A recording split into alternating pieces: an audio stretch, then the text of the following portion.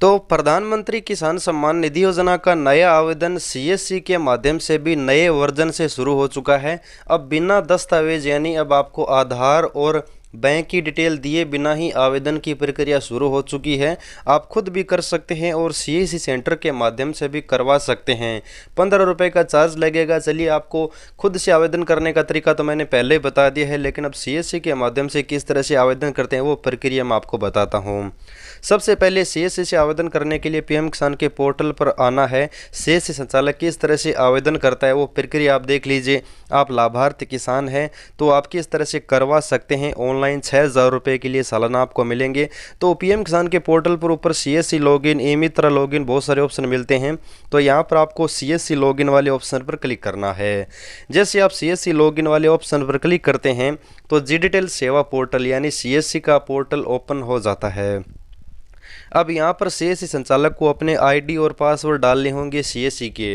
तो पीएम किसान का नया आवेदन है वो नई प्रक्रिया 2023 में नए तरीके से शुरू हुआ है। इसमें आपको बैंक की डिटेल बिल्कुल भी नहीं देनी होगी, दस्तावेज भी बिल्कुल अपलोड नहीं करना होगा, सिर्फ आपको ज़मीन की डिटेल के आधार पर आवेदन करना है। तो यहाँ पर सीएससी संचालक अपनी डिटेल डालने के बाद सीएससी के डैशबोर्ड का नया जो पीएम किसान का पोर्टल ओपन हो जाता है। अब यहाँ पर फार्मर रजिस्ट्रेशन, एडिट आधार डिटेल, मेक पेमेंट, बायोमेट्रिक और यहाँ पर सेल्फ रजिस्ट्रेशन स्टेटस बहुत सारे ऑप्शन ओपन हो जाते हैं। अब यहाँ पर फार्मर रजिस्ट्रेशन का जो ऑप्शन है यहाँ पर क्लिक करना होगा सीएससी संचालक को किसान का रजिस्ट्रेशन करने के लिए। तो यहाँ पर सबसे पहले डिटेल देख लीजिए। फार्मर रजिस्ट्रेशन वाले ऑप्शन पर क्लिक करना है। फार्मर रजिस्ट्रेशन वाले ऑप्शन पर क्लिक करते सेम प्रोसेस जो लाभार्थी खुद मोबाइल लैपटॉप से भी कर सकता है और सीएससी संचालक भी इसी प्रकार करेगा। तो जैसे ही न्यू फार्मर रजिस्ट्रेशन वाले ऑप्शन पर क्लिक किया तो यहाँ पर एक आधार ऑथेंटिकेशन का ऑप्शन ओपन हुआ है। तो यहाँ पर लाभार्थी किसान का आपको आधार नंबर दर्ज करना होगा जिसका भी आप आवेदन कर रहे हैं। आधार नंबर दर्ज करने के बाद सबमिट करना होगा। एक नया ऑप्शन ओपन होगा, आधार लिंक मोबाइल नंबर। आधार में जो रजिस्टर मोबाइल नंबर है वो डालना होगा। तो यहाँ पर आधार में रजिस्टर मोबाइल नंबर डाल दीजिए।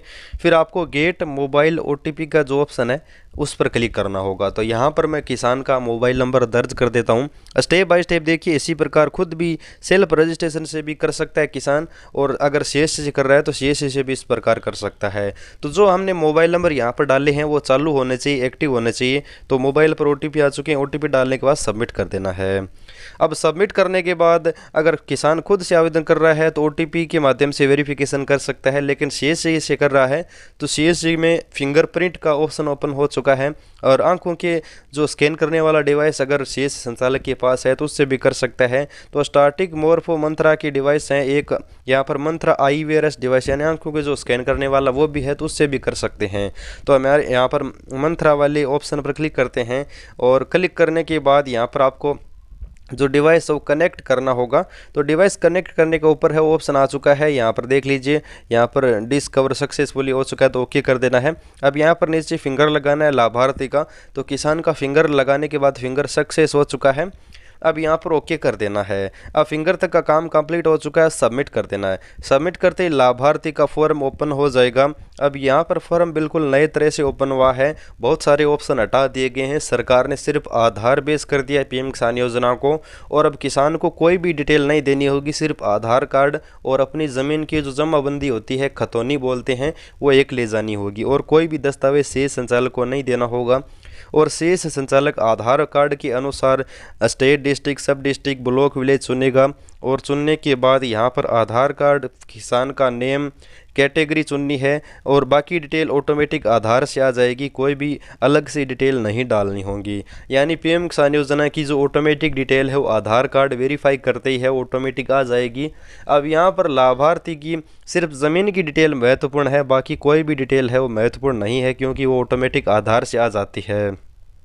पहले यहाँ पर IFSC कोड और बैंक अकाउंट की डिटेल डालनी पड़ती थी, लेकिन अब यहाँ पर IFSC कोड और बैंक अकाउंट नंबर का ऑप्शन हट चुका है। बैंक का नेम भी डालना पड़ता था, वो भी ऑप्शन हट चुका है। तो यहाँ पर अब नीचे की तरफ आना है। अब कैटेगरी, कास्ट और अपना ब्लॉक विलेज चुनने के बाद नीचे की तरफ आना है, पिन कोड डालना है, फादर नेम ऑटोमेटिक आ जाएगा।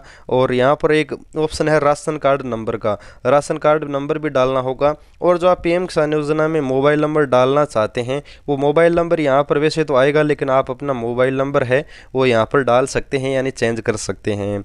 उसके बाद यहाँ पर आधार आइडेंटिटी के थ्रू ऑटोमेटिक आएगा। उसके बाद लैंड रजिस्ट्रेशन आईडी, ये यहाँ पर आप डाल दीजिएगा। अगर आपके पास लैंड रजिस्ट्रेशन आईडी यानी ज़मीन की आईडी होती है वो अगर आपके पास नहीं है तो आप Mahi info land registration ID Google पर या फिर यूट्यूब पर सर्च कर सकते हैं।